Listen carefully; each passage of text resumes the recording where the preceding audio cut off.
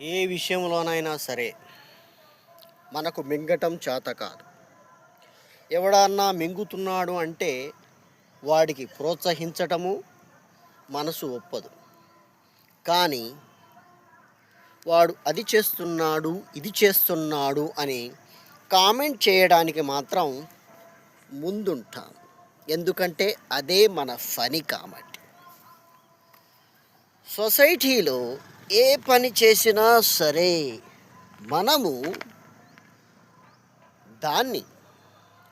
దానిలో ఉన్న విషయాన్ని అర్థం చేసుకోవటం మానేసి మొదటగా ఒక పుల్ల గీసి పడమింగాలి.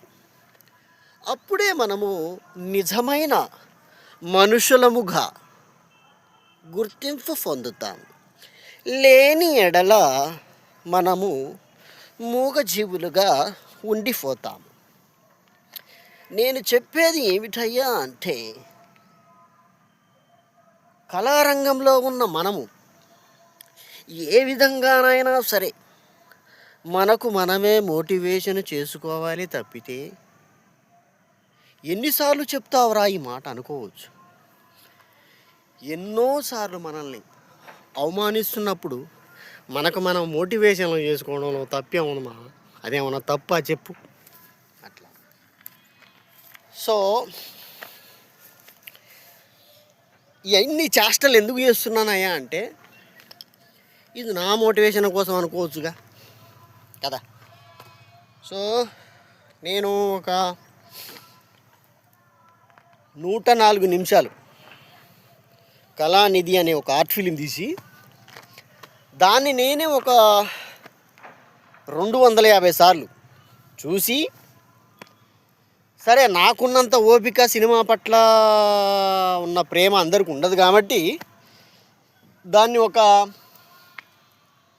80 మినిట్స్కి తీసుకొచ్చి మన ఛానల్లో వేసాం. ఓపికన్నోడు లేకపోతే ఏదో ఒకటి నచ్చితేనే చూస్తున్నారు. ఓకే, బట్ నేను చెప్పేది ఏమిటయ్యా అంటే, ఇప్పుడు ప్రజా 2025 మింగింది, 2026 అది మింగుద్ది. కానీ మన ప్రయత్నం మనం చేయాలి. ఓకే, మింగేది ఎలాగ మింగుతుంది కదా, ప్రయత్నం చేస్తే తప్పే ఉంది. మనం ఎంత ప్రయత్నం చేసినా భగవంతుడు అనేవాడు టచ్ టచ్ టచ్ అనాలి.